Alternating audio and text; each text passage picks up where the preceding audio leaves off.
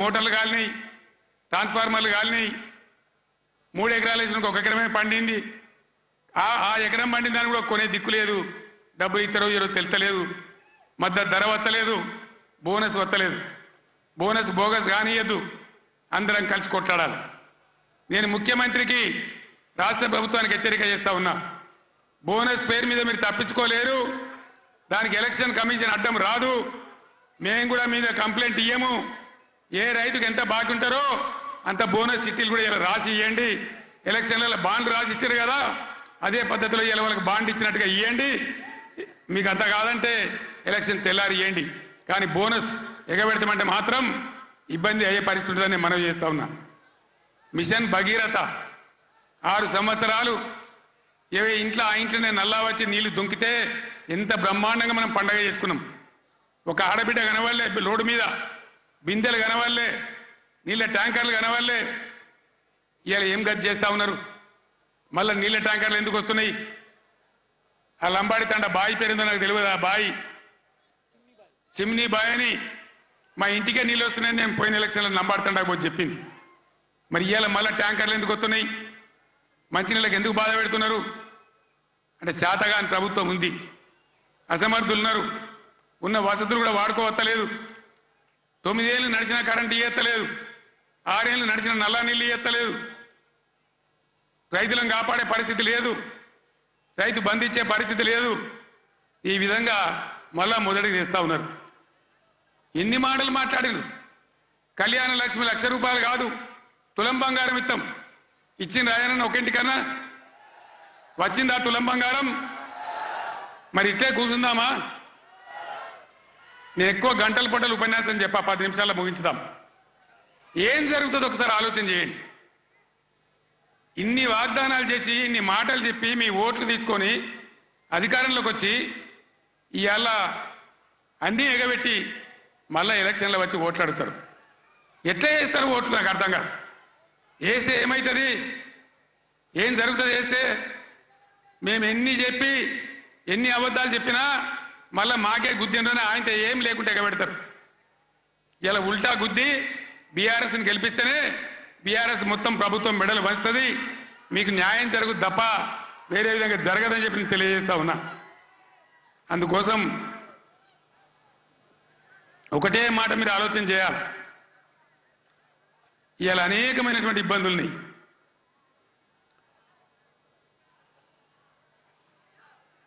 ఈరోజు మంచి అభ్యర్థులను పెట్టినాం, మంచి అన్ని విధాలుగా మిమ్మల్ని ఆదుకునే పద్ధతిలో వాళ్ళు పనిచేస్తారు, వాళ్ళని గెలిపించాలని చెప్పి నేను మిమ్మల్ని కోరుతా ఉన్నా.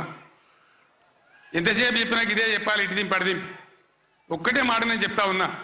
ప్రజాస్వామ్యంలో ప్రజలు అన్ని ఆలోచించి ఓట్లు వేయాలి. మన కళ్ళ ముందే మనల్ని మోసం చేస్తుంటే మళ్ళీ వాళ్ళకే సర్దిగడితే మళ్ళీ వాళ్ళకే ఓట్లేస్తే ఎటుకాకుంటే అయితే ఆగమవుతాం. సంగమేశ్వర బసవేశ్వర కావాలన్నా, కాళేశ్వరం పనులు పూర్తి కావాలన్నా, కడుపు నిండా మళ్ళీ నీళ్లు రావాలన్నా, కరెంటు మంచిగా రావాలన్నా ఈ ప్రభుత్వాన్ని మెడలు వంచాలి. నేను ఇంకో మాట కూడా మీకు చెప్తా ఉన్నా. వాస్తవంగా వాళ్ళు గెలిచినరు, మాకేం ఓర్వలేనితనం లేదు. వాళ్ళు కూడా ఉండాలి, 5 ఏళ్ళు పనిచేయాలి. అప్పుడే నల్లదేందో తెల్లదేందో తెలుస్తుంది. కానీ ముఖ్యమంత్రి మాట్లాడే మాటలు చూస్తే, సభలలోనే వణుకుడు చూస్తే తిరగబడ్డ జనం తెలంగాణలో. సర్వే రిపోర్ట్లు వస్తున్నాయి, కాంగ్రెస్కు 2 సీట్ల కన్నా ఎక్కువ రావు అని. అంతటా అన్ని జిల్లాలలో కూడా రైతాంగం తిరగబడతా ఉంది. అందుకే ముఖ్యమంత్రి నిన్న నారాయణపేట సభలో ఆయన భయం, ఆయన కంపం చూస్తే ఈ గవర్నమెంట్ ఏడాది కూడా ఉండట్లేదని మనం చేస్తా ఉన్నా. ఎవడు ఎప్పుడు పోయి బీజేపీలో వెళ్తాడో, ముఖ్యమంత్రి జంపు కొడతాడో, ఏమవుతుందో. ముఖ్యమంత్రి ఈడో మాట మాట్లాడతాడు, ఢిల్లీకి పోయి బీజేపీ కోటేమని టీవీలో చెప్తాడు. అంటే ఏం జరుగుతుంది? ఎవరికి ఎవడు బీ టీము, ఎవరు కలిసిపోయినరు ఒకసారి ఆలోచన చేయాలి. దయచేసి ఏ మార్పాటుగా ఉంటే ఇబ్బంది జరుగుతుంది. కాంగ్రెస్ గతంలో కూడా మీరు 60 ఏళ్ళు చూసినారు, ఇంకా కూడా ముందరికి మోసపోతే దెబ్బతింటాం. ఇక బీజేపీ పార్టీ ఏమన్నా ఏకైనా పనిచేసిందా మన రాష్ట్రానికి? పెద్దలు చెప్పారు, అక్కెరకు రాని చుట్టము, మొక్కిన మరం ఇయ్యని వేల్పు, మోరమున దానెక్కిన బారని గుర్రము, గ్రక్కున విడవంగా వలవి కదరా సుమతను. బీజేపీ అక్కడికి రాని చుట్టం.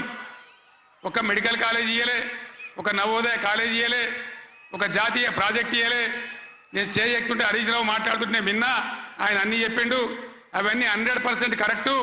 బీజేపీకి ఓటేసినా మన మంజీరా నదిలో వాడేసిన గంతే, అది ఎందుకు పనికిరాదని మనం చేస్తా ఉన్నా.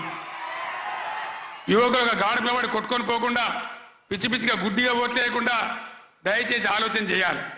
ఇవాళ తెలంగాణకు న్యాయం జరగాలంటే, తెలంగాణ హక్కులు కాపాడాలంటే, తెలంగాణ ప్రాజెక్టు కంప్లీట్ కావాలంటే, మళ్ళా రైతాంగానికి మళ్ళా మేలు జరగాలంటే ఈ ఆగమాగం పార్టీలు కాదు. తెలంగాణ హక్కుల కోసం పేగులు దిగదా కొట్టాడే ఒకటే ఒక పార్టీ బీఆర్ఎస్ పార్టీ, గులాబీ జెండా. ఆ జెండా ఉన్న కారు గుర్తుని ఆదరించాలి. దయచేసి మీ అందరినీ నేను మళ్ళొకసారి కోరుతా ఉన్నా. ఇటు వెంకట్రామరెడ్డి గారు, మీరు కూర్చోండి అమ్మా, క్యాండిడేట్లు ఇంప్రూవ్ చేద్దాం. మీరు కూర్చోండి అమ్మా, మీరు కూర్చోండి బ్రదర్. వెంకట్రామరెడ్డి గారు ఒక ఐఏఎస్ అధికారి, ఈ జిల్లాకు సేవ చేసిన వాడు. ఆయనకు డబ్బులు అవసరం లేదు, సేవ చేద్దామని వచ్చినాడు. దయచేసి మెదక్ అభ్యర్థిగా వెంకట్రామరెడ్డి గారు కారు గుర్తు కొట్టేసి గెలిపించండి. అనిల్ కుమార్ 2000 నుంచి బ్రహ్మాండంగా తెలంగాణ ఉద్యమం నుండి పోరాటం చేసిన బిడ్డ, బలహీన వర్గాలకు చెందిన బిడ్డ. ఆయన జైరాబాద్ పార్లమెంట్ నుంచి నిలబడ్డాడు. దయచేసి అనిల్ కుమార్ గారిని జైరాబాద్ పార్లమెంట్ నుంచి గెలిపించమని మిమ్మల్ని కోరుతూ, ఆగమాగమైతే అడిబడివైపోతాం. ఆనాడు నేను చెప్పిన తెలంగాణ తెస్తాను మీ బిడ్డగా. నేను మళ్ళా చెప్తా ఉన్నా, మీ ఆశీర్వచనంతో గ్యారంటీగా ఈ రాష్ట్రంలో మళ్ళా బీఆర్ఎస్ గవర్నమెంట్ తెస్తా. మా రైతాంగాన్ని అంతా, అన్ని వర్గాల ప్రజలనంతా కాపాడతా. మా దళిత బిడ్డలకు మళ్ళా దళిత బంధు కూడా ఇచ్చి తీరుతా.